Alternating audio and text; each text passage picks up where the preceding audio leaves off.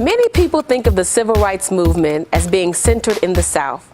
But there's another part of the story that took place in Chicago in the 1960s and early 70s, one that emphasized economic empowerment for the African American community. Reverend Martin Deppe tells that story in his new book, Operation Breadbasket, an untold story of civil rights in Chicago, 1966 to 1971. He was one of Operation Breadbasket's founding pastors. Can you tell us, what is Operation Breadbasket and how did it start? Breadbasket was brought to Chicago by Dr. King in the spring of 1966.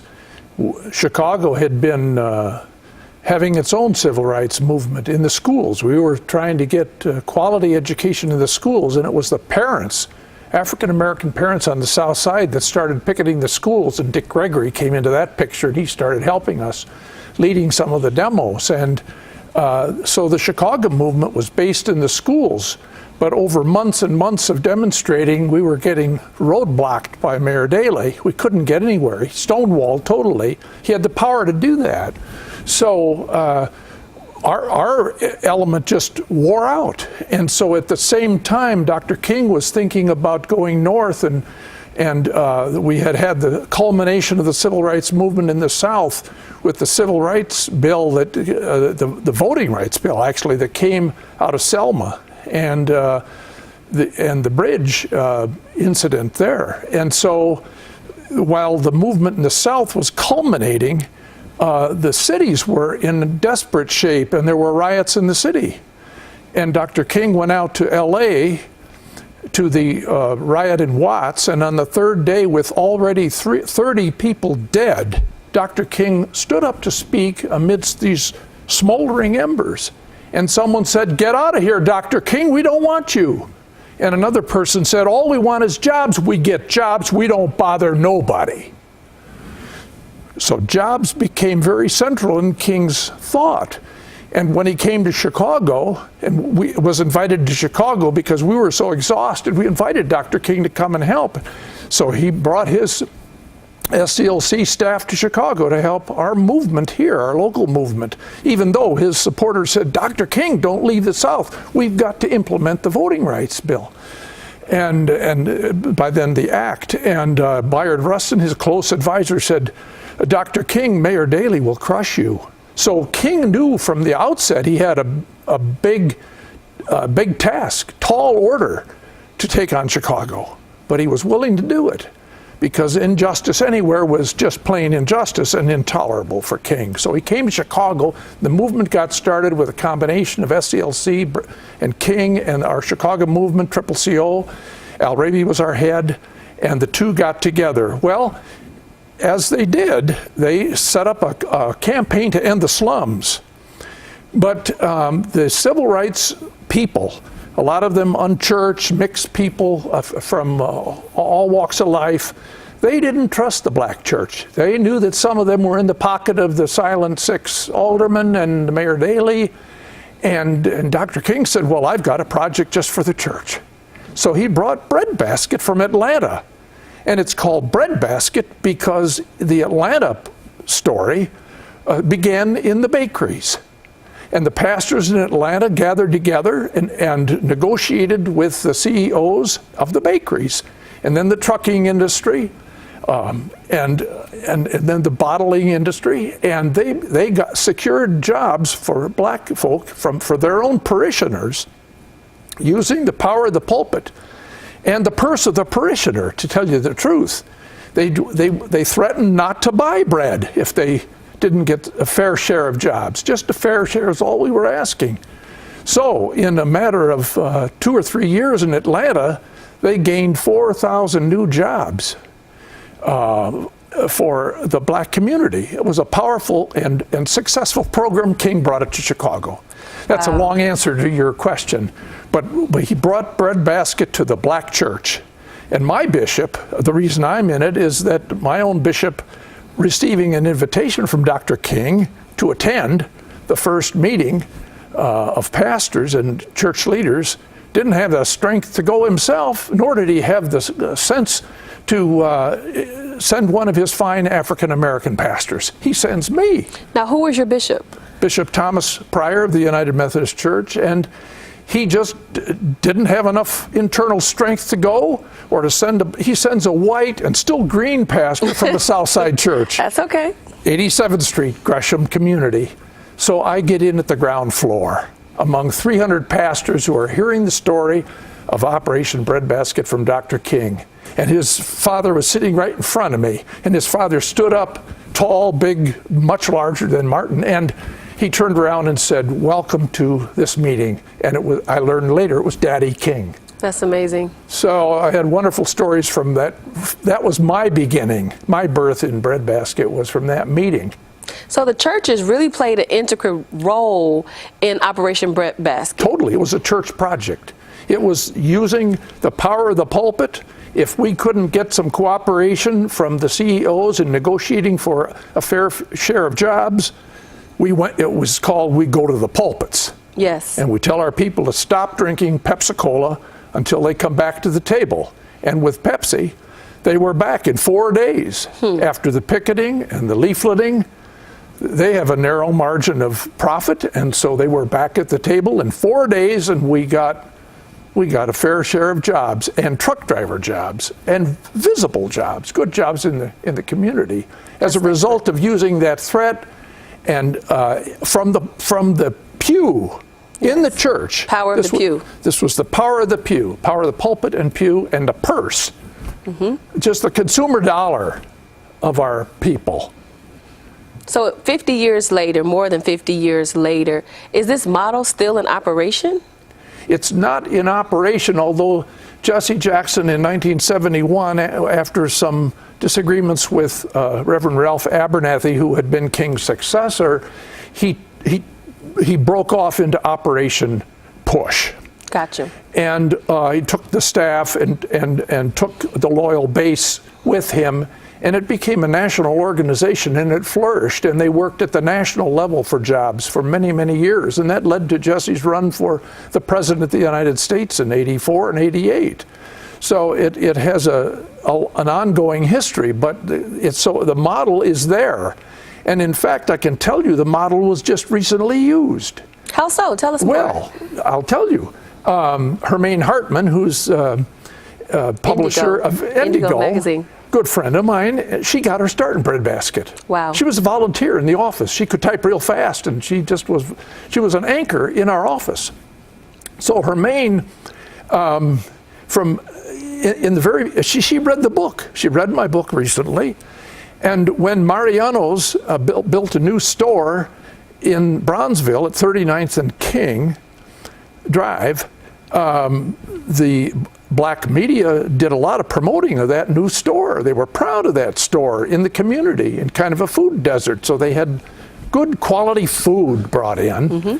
And so the black media went and did a lot of promoting of it. And then when they opened, they asked for Mariano's to take out ads in WVON and on Citizen Newspaper and Chicago Defender.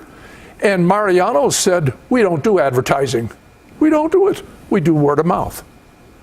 And the black media said, through Hermaine, and one of the people who came into this picture said, "Let's use the old breadbasket methods." And that's what they did. They gathered together.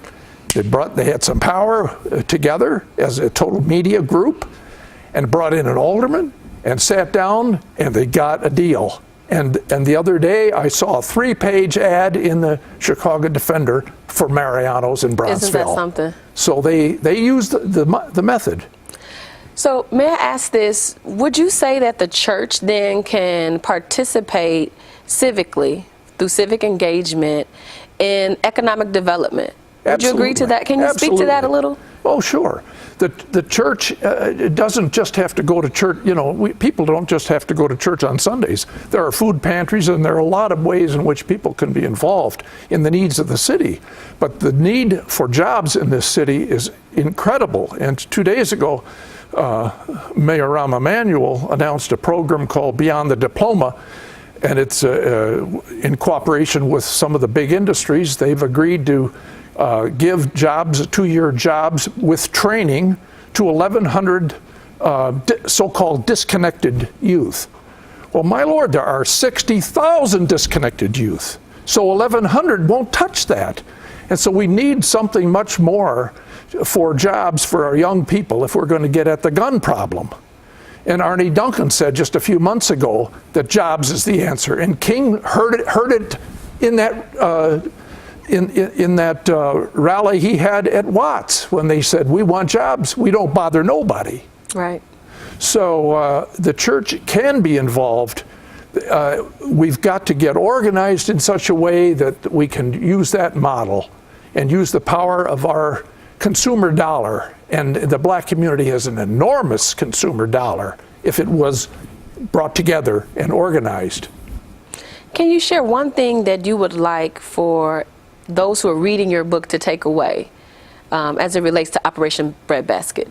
Well, more than one. But I mean, one would be a sense of pride in that piece of history. Chicago has a role in the civil rights history. I found in my retirement years the story was not told, and so when I went through my files in the basement, my wife says, "You got to get rid of this stuff," and I had a lot of stuff. So I went through the files and found these marked Operation Breadbasket. I went to the library and the story was not told.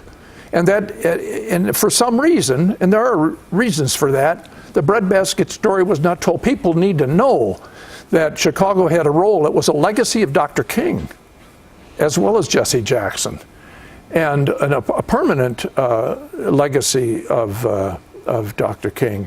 And so, first of all, I want them to know that's part of their history, and Breadbasket is part of the shoulders on which many others climbed as Yes. we got through to Jesse Jackson's run for president, Obama's presidency. Yes. It's one long line of splendor and a lot of sacrifice. Can you share the names of some of the churches that participated since you're a historian? Well, you know, I was so overwhelmed as a young and still green pastor, and I say it in the book, that it was a lifetime experience to work and worship with some of the giants of the black church. Clay Evans, Stroy Freeman, D.D. King, Clarence Cobb, and then Reverend Willie Barrell came along, and Claude Wyatt he was fantastic. We really had some giants in the black church that propelled this thing and held it together, although there were some who told Dr. King to get out of town. Yes. Those that were tied to Boss Daly. But there were enough strong black churches that we created a successful program. And in 6 years, we produced $57 million a year in new income in the black community. 57, and today that's about 350 million. So wow. we did make an economic impact. But Breadbasket was more than just economics. It became a cultural hub, you know, on Saturdays. Well, tell us more about that. You know about Saturday Breadbasket. Why, at one point we had up to 4,000 people coming every week to the old Capitol Theater in 79th and Halsted. We had to keep changing venues because of our numbers. But we got up to 4,000 people coming in from the suburbs. Church people now. Church people. These are church people. And this was Saturday church. For Jesse, this was Saturday church. It was worship, it was rally, it was preparation, it was education, getting people ready, and we'd go out and pick it from there if we needed to with A&P. That was a 3-month battle. And so Saturday church was cultural, and people came in from around the country. Entertainers, politicians, you name it. The black community had a cultural hub and mecca in Saturday Breadbasket. So we were involved with economic empowerment, but also cultural pride and cultural empowerment. And finally, the political, which was we had political education classes. And it's those people that took the political education classes. They were street people, they were organizers, they were lawyers, future aldermen. These people, 12 years later, led the battle to elect Harold Washington, our first black mayor and only black mayor Only in the black history mayor. of Chicago. And that didn't come out of nowhere. Breadbasket had the political education classes preparing the leaders for that. Thank you, Reverend Deppe, for sharing your story and enlightening us to the role of Operation Breadbasket. I love to tell it. Then and now. Thank I'm you. LaShondra Stevens for Different Drummers and the Greater Chicago Broadcast Ministries. Keep the faith.